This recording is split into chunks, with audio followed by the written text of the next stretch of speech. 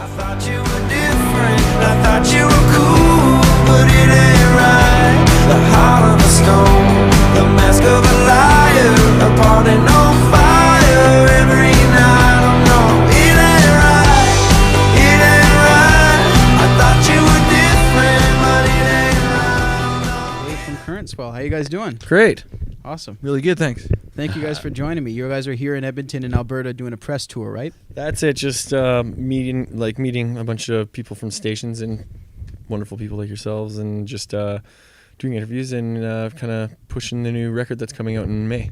Okay, awesome. And that record is, of course, called When to Talk and When to Listen. It's coming out on Network Records. You guys' third release on the record label, right? Correct, yes. Awesome. So what can listeners expect from this album? Because it seems like there's a lot of interesting backstory with it. I think it's going to be our best sounding record. I don't know. I think we're very proud of like the songwriting, and it's kind of more cohesive, but still, and like some new elements, but still like touches on like a lot of the kind of classic Current Swell vibes, if you will. Yeah, what he said. Just kidding. No, I think some of the difference, like some of the things I really like about this record are like the single "It Ain't Right." It's like everything's kind of, it's like pushing straight ahead, and you know, like that drum beat, like, Right. and then just That driving like beat. this pulsy driving beat with Yeah. some like catchy, like surfy guitar stuff going on, and that was one of the things that we were just like, that's what we want to do more of on this record, and kind of half the record has a little bit of that going on in it, and it just, I feel like we haven't toured this record yet, but I feel like that type of information in a live venue of any size is really understandable, you know, like you don't get too lost in, like, I love like grooves and beats and stuff like that, but that particular just like pulsy thing is something I think that I'm really excited about feeling out in May when we hit the road. Right, you guys start States. on May 3rd, right? Yeah, we start down in San Diego and then come up to Seattle, and then we're going to go to Europe in June, and you know, I don't think we'll be back into Canada until the fall, but it's kind of what's up. Awesome. That should be exciting. So when you guys have like this kind of idea of what kind of sound you want, or do you have that before you get into the studio, or is that afterwards once you kind of gotten used to the studios? I think we kind of demoed all of the songs ourselves. So we like demoed up to like 30 songs, and we kind of went into our own studio and like worked on all the songs, wrote all the songs, and demoed them. But we did that to kind of find like even find sounds and find like a vibe that we wanted, and be like, oh, we like that. And so every new song we would demo, we'd maybe find an element that like we wanted to kind of, you know, put in our palette of like sounds that we wanted to use. And I think that's kind of like, so we kind of knew before we got into the big studio like what vibe we were going to try to go for. Right, makes sense. Did you guys start in Nashville or Vancouver? Started in Nashville, yeah. Okay, and it says here that during the first session at Blackbird Studios, you guys were working with Jacquire King, and he cut the session and told you guys to come back when you had something worthwhile to say. So how does that work out when you're doing your first session with someone? It was a little bit of a slap in the face, you know, like, I can imagine. think we were excited. I think, you know, we were like really excited to work with him. We were really excited to be in Nashville. It was like one of the nicest studios in North America, if not the world, like, and so we were kind of just like a bunch of giddy kids and like almost not taking it as serious as he would, I think. Yeah. Like and like when he, you know, he kind of shook us, slapped us in the face, and we kind of went and like talked, like the four of us, and like we're like, okay guys, like let's take this serious. And then we went back into the session, and we started like playing together really well, and within an hour he's like, yes, like this is the band I like signed up to work with, like Right. like you guys are getting it now. And then after that, like the second day, like I remember after the session we were like all like drinking beers and like laughing and like, you know, like hugging, and yeah, it was you know, he kind of said something when he needed to. So there was no sense of hostility between you guys at first, because it almost sounds a little uncomfortable. Oh, I think it certainly had its discomforts, because no one likes to be wrong, you know? And in a way, you're paying someone to tell you that you're to tell you when you're wrong. Yeah. Which is kind of weird because you think like, hey, we're the bosses here. Yeah, we're the talent here. What's Yeah. going on? We're right. You can see it on the paycheck. But that's the kind of position that you put someone like that, and you're like, okay, we're gonna pay you, and he's not cheap, but he's worth it. You pay, so you're giving a guy a fee, and then putting your trust in him and be like, okay, and we had early talks with him, talking about the songs and the direction, and we right away we knew that we trusted him. So when we got into the studio sessions, we were like, let's just trust this guy. Let's let him lead us. And we all sort of went in with that mentality. So when he told us to, jump, we just said, how high, and we just got it together, and it was. I think we needed it. I think Scott said that. I think, if left to our own devices, our band is good at talking it out and spending a lot of time just making sure everyone's comfortable, and sometimes you just need to be like, okay, guys, let's just get this together. And man, it was cool. Yeah. It was really cool. I can appreciate imagine. that. So other than kind of showing right from wrongs in the studio, what makes somebody a great producer? I think knowing when to put forth. Some producers will feel like, hey, I'm kind of being paid here for my ideas, and they need to have an opinion on everything. Sometimes Jacquire he'd be like, yeah, you guys, this is great. Yeah, it's great. And you're like, well, what should we change? And he's like, you don't have to change anything. Just maybe. What's great about it? Yeah, like maybe just work on the lyrics a little bit. And you're like, oh, okay, yeah.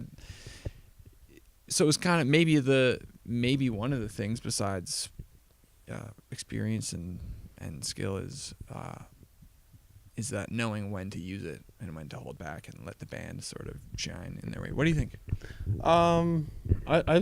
I think every producer probably is completely different. So I think it's a good question, but like a hard question. Yeah, probably hard to put your finger on. Yeah, because specific. I think a lot of people probably have just completely styles of producing and like ways of bringing something out of an artist. And because I've read about a lot of producers and how like they're like more just like they just like find the right vibe, and it's all about the vibe. And other people, they're like, no, I use this band to make the song, and and then I bring in the artist to sing on it after, and that's kind of how they do it. And then some people just do everything themselves. So it's like, it's kind of in this case, like we were the ship, but he was kind of like the cap. Like we played all the instruments and stuff, but like he so that was his style, and he likes to work with bands, and that's kind of like his like what he's strong at. But yeah, it's a good question, but it's kind of like it's hard to answer because we only have also so much experience working with producers. Right. Yeah. That makes sense. Mm-hmm. So do you find that when you're recording, because it was mentioned that you guys recorded in Nashville and Vancouver, you mentioned that vibe. How much does the city you're in affect that vibe?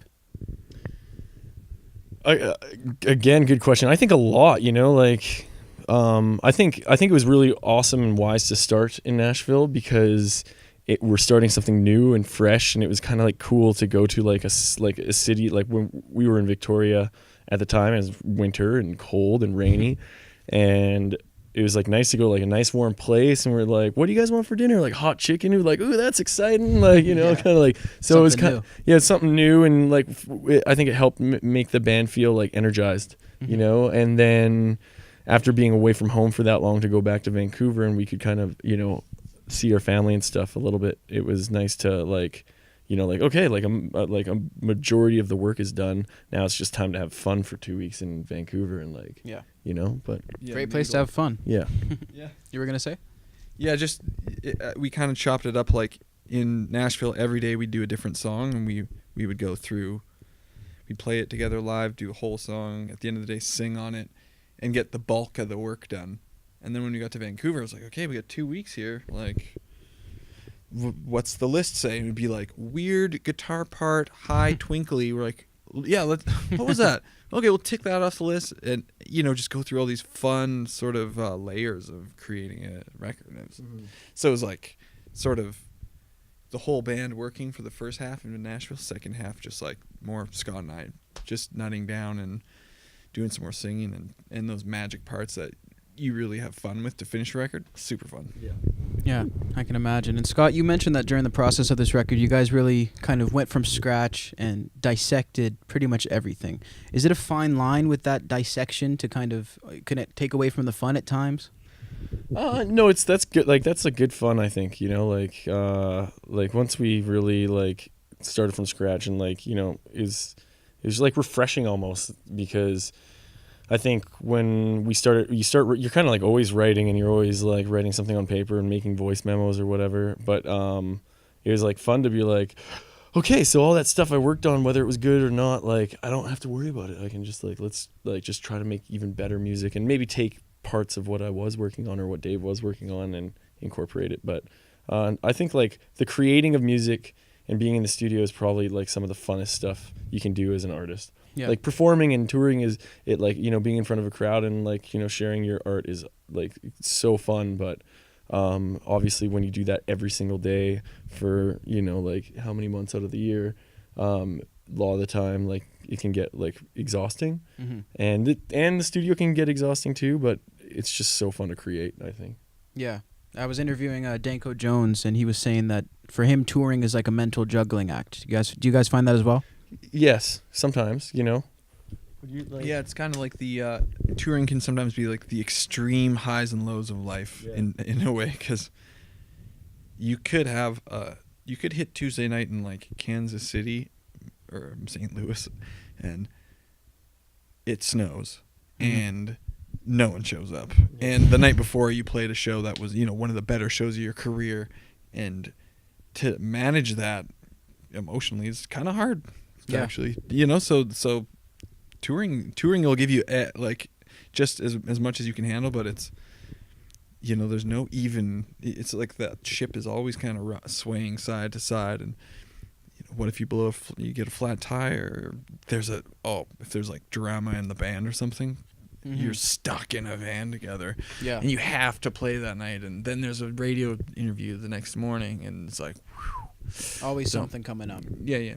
I feel, like, and it's funny, the more people that are in the band or like on the road, I find like helps break things up. Like, you know, it's like, because when there's like, say there's 4 people going down the highway and they're like they're setting up, tearing down, doing everything, and you're just like, and one guy's not holding his weight or something, it's like then those 3 guys team up on that guy, and you know, so it's kind of like nice to like a lot more manageable now when, you know, we have a sound guy and we have a tour manager, and we bring 2 horn players with us, and it's kind of like a bullpen of like baseball. It's like oh, maybe he's not the best player, but man, he's awesome to be around. You know, so it's like Redeeming qualities. Yes, exactly.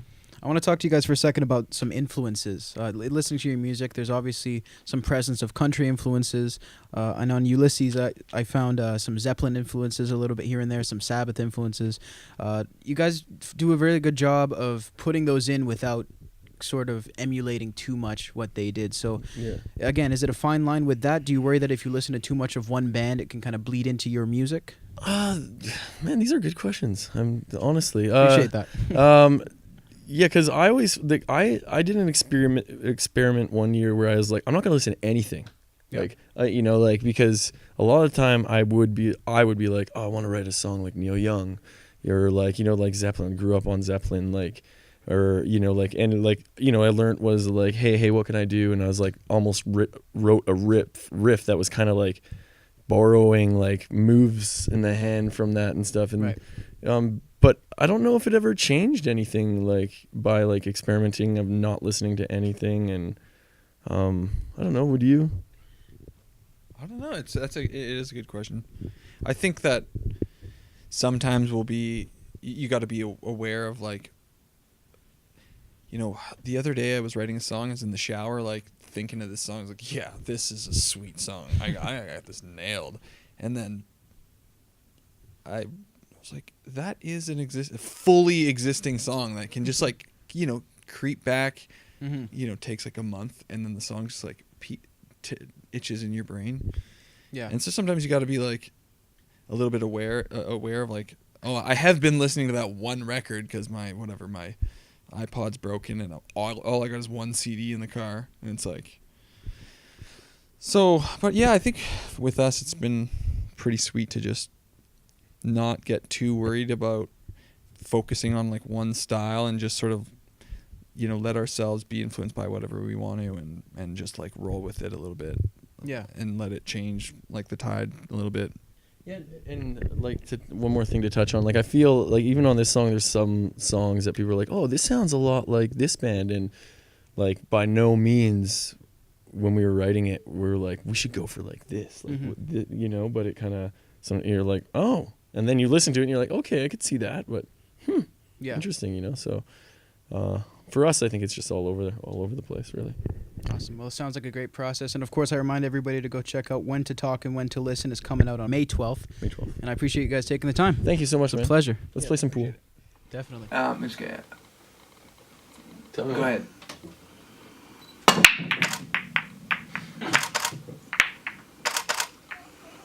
Oh! Come on, buddy. Shooting Gavin over here. Little video.